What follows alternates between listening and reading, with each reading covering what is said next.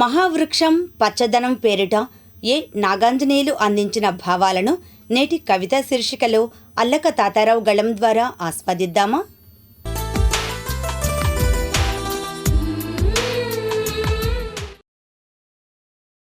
ఈ ఉదయం నేను ఒక వృక్షాన్ని దర్శించాను. వేసవి తాపం అంగుళమైన చొరబడని దళసరి పత్రాలు దట్టంగా అమరిన కుటీరమది.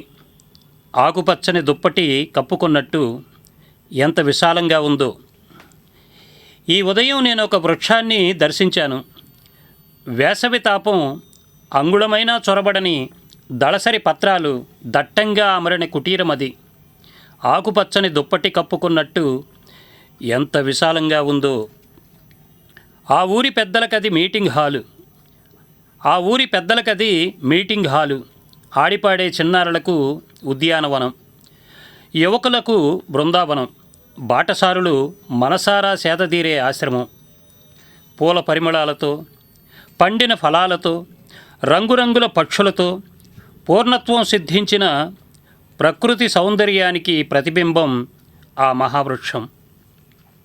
పూల పరిమళాలతో, పండిన ఫలాలతో, రంగురంగుల పక్షులతో పూర్ణత్వం సిద్ధించిన ప్రకృతి సౌందర్యానికి ప్రతిబింబం ఆ మహావృక్షం. ఆప్యాయంగా ఎవరైనా స్పర్శిస్తే 10 మందికై బతికే బతుకు పచ్చగా పండుతుందనే పాఠం నేర్పుతుంది. ఆప్యాయంగా ఎవరైనా స్పర్శిస్తే 10 మందికై బతికే బతుకు పచ్చగా పండుతుందనే పాఠం నేర్పుతుంది. నిజమే కదా. తనకై బతికితే ఏముంది? పరోపకారమైతేనే కదా బతుకు పచ్చదనం, జన్మ పరిపూర్ణం. నిజమే కదా.